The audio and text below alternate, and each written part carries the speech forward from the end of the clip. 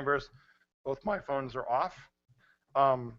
And tonight we have a special meeting because we have members of our valuable bullpen up on deck, at the plate. Sunam Carballo, our assistant city clerk, is in charge of the meeting tonight. Our city clerk is nowhere to be seen, I don't think. So anyway. Media room. No. And then assistant city manager and community development director Steve Dush is here in lieu of Andy Hall. So glad to have you guys both at the plate and part of the team. Thank you. Oh, you're already part of the team anyway. So Madam Clerk, please take the roll. Yes. Councilmember Patton. Here. Councilmember Bragg. Here. Mayor Pro Tem Spriggs. Here. Mayor Dedina. Here. Councilmember Bilbray is absent. Great. And now we have Milani Kanata, 6th grade student from Penn School, will come up and lead us in the Pledge of Allegiance. And just a few words about Milani. She's an exceptional 6th grade student at Howard Pence Elementary School, a Penn standout since kindergarten. Milani has established herself as a leader in both academics and extracurricular activities. She's a student council president, wow, at Penn. That's great. And she's involved in a variety of cultural activities that ensure the traditions of her family's Pacific Island culture stay alive with the younger generations. She maintains a high grade point average, and she's a model student whose persona truly fulfills the no excuses university belief held at Howard Pence. In short, she is a remarkable young woman with an exciting future ahead of her. Thank you, Milani, for being here.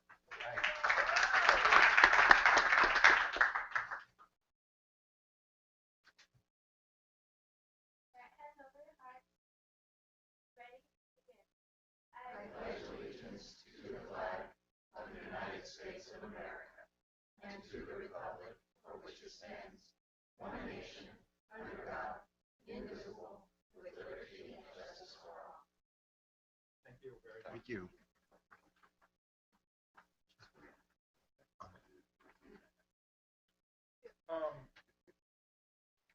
Do we have any agenda changes from the council? Proposed agenda changes? I was thinking about moving the Eagle Scout presentation up front. Right, and so where would that be, right after the consent calendar or after presentations? After consent. Okay. What number is that?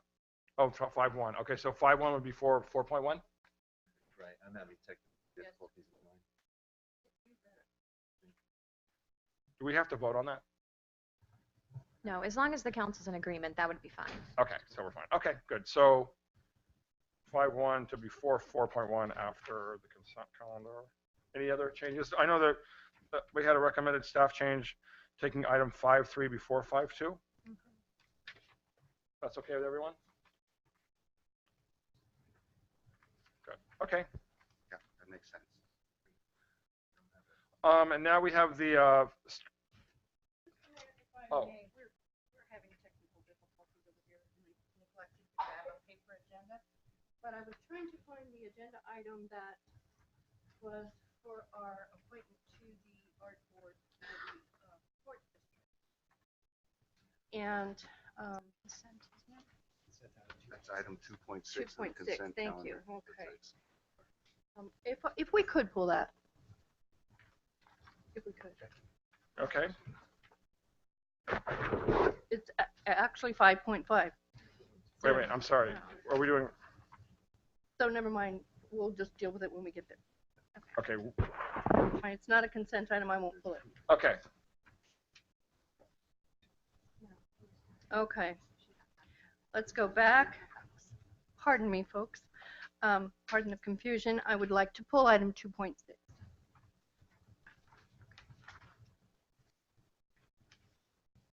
And where would you like to put it? Our normal procedures at the end, so that's fine. I just had a comment, but I will pull it for discussion. Item 2.6. So it'll be after 6.2. Thank you. Okay.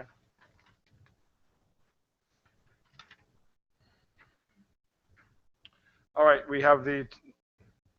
We're all good? Bob? Okay. Councilmember Patton, you got everything set up? Okay. Mr. Patton, would you like to have any announcements? Yes. It's been a while since we all met. A few of the things I did to represent Imperial Beach. I went to the Christmas Comes to Imperial Beach. which was another fantastic event. Tons of kids. Thank the chamber and all the volunteers. I also went to La Posada. It was my first time going, and that was at the Boys and Girls Club held by United Methodist Church. And their big focus was on feeding people who need more food and feeding the homeless. And I also went on last Friday a nice Martin Luther King Jr. breakfast award at Town and Country Hotel. Thank you. Thank you. Councilmember Bragg? Thank you. Um, As our representative to MTS, the Metropolitan Transit System, today I was sworn in to serve on the Low Sand Board. This is a board that oversees the rail corridor between San Diego and San Luis Obispo, and we had my first meeting was today, and the major component of that meeting was the work plan, the 2016 work plan. I did bring a copy of that. I'm not going to bore you with the details, but it will be on file if anybody is interested in looking at that. And then at our MTS meeting last week, it was the time of year where MTS makes their appointments and elections to the various committees at MTS. And I was voted to again represent or chair the Accessibilities Committee meeting, to be to serve on the Audit Oversight Committee, to serve on the Executive Committee, again the Low Sand Board, to serve as the chairman's alternate to the Sandag Transportation Board. And speaking of Sandag, I just feel compelled to set the record straight. This was discussed at our meeting here December 2nd, and part of our discussion was attendance at Sandag meetings, and I would like this read into our record, Madam Clerk, if you would. At the point of discussion was attendance by our representative, Bobby Patton, and of the 16 meetings that our representatives were supposed to attend, 3 of them were missed. So I just wanted to set that record straight. Attendance at meetings, attendance at all meetings is preferable, but sometimes you can't achieve it. So I just want the community to know that of the 8 board business meetings, we had attendance at all 8. So thank you. Councilmember Spriggs? Thank you. A lot of our committee assignments were kind of dark during the holidays, but there were a few things I think that are important to mention. Starting though, as Councilmember Patton mentioned, we had an outstanding showing of Imperial Beach residents at the Martin Luther King Parade on Sunday. It was very exciting. The parade was one of the better attended from an audience standpoint, people along the route, Harbor Drive, right along the bay. And Imperial Beach had a very large contingent of people, very diverse contingent of people, and we had some great chants as we were walking that the people along the side picked up. You know, things on the order of IB cherishes diversity and that sort of thing. So it was really cool, and I think we made a very good showing for ourselves as a community. I recently have been appointed to the another policy committee on the League of California Cities, a very key one, housing, community, and economic development. They are going to be meeting Friday, and I'll be going to that first meeting of the year. They'll be dealing with strategic goals for the year and a number of key legislative issues on the legislative calendar to determine what the position of the League, all the cities in California in the League, should be taking. Finally, I was really moved by the special meeting of the Metro JPA last week, where they said goodbye to me after 5 years of service there, and gave me a nice award and made some nice comments. The intention of the meeting was also to welcome my replacement, Patrick Bilbray.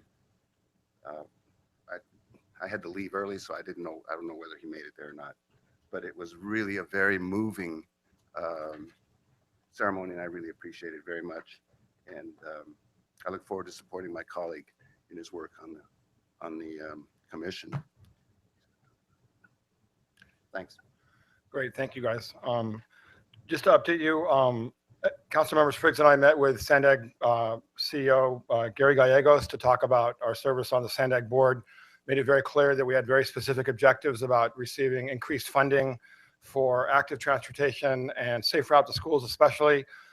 We made issues related to having bus service from the trolley were also discussed, and that's something I also met with the new chair, Ron Roberts, to talk about that and our willingness to work as a team to really support Imperial Beach. So that was something I thought was really productive, and it was great to have Assistant City Manager Steve Dush and our City Manager Andy Hall, and we have someone from Sandag tonight. So look forward to supporting Sandag's efforts to invest in our region, especially a lot of the ongoing transportation projects here. Tomorrow at the Sandag Borders, Friday at Sandag's border meeting, I'll be at Sandag board meeting and the Borders meeting. There'll be a discussion on the Tijuana River, the new treaty minute we have. With that, last week I did meet with the representative from the Ministry of Foreign Relations of Mexico, who was up from Mexico City, and the Consul of Mexico, to talk about our big concern and the lack of progress and the need for Mexico to significantly eliminate the flow of treated sewage or untreated sewage in the Tijuana River, and how we'd be working on that to make that happen.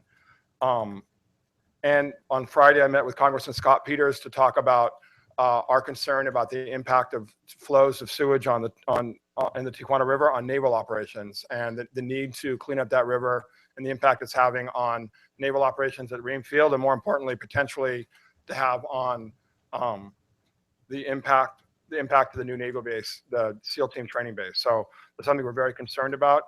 And then I also talked with Chief of Staff of Congressman Juan Vargas's office as well to talk about that. And we actually had, before the holiday break and after our last meeting, we had a fairly large meeting at Congressman Juan Vargas's office in Chula Vista to bring together different agencies to talk about El Nino flooding, as well as potential plan for investing in sewage infrastructure. So that, we got a long way to go, but we're going to continue pushing that very, very hard. The levels of pollution are absolutely unacceptable, and this is not rocket science. So it's sewage infrastructure. I want to thank everybody who came out, our public works staff, our fire department, for helping, and obviously all our city staff and our council members who were there for the empty lot project on Seacoast and Date.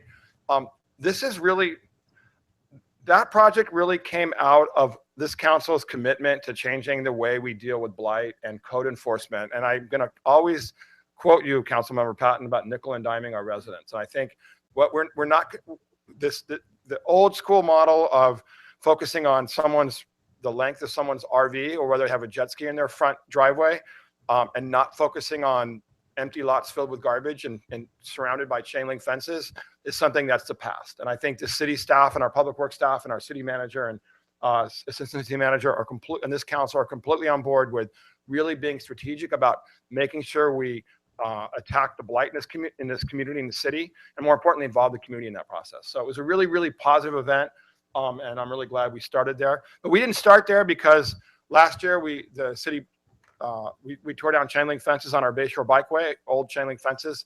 Today, the city and a contractor are engaged in tearing down chain link fences along the Bayshore Bikeway, along with posts and cables. And the city had worked very hard with the new owner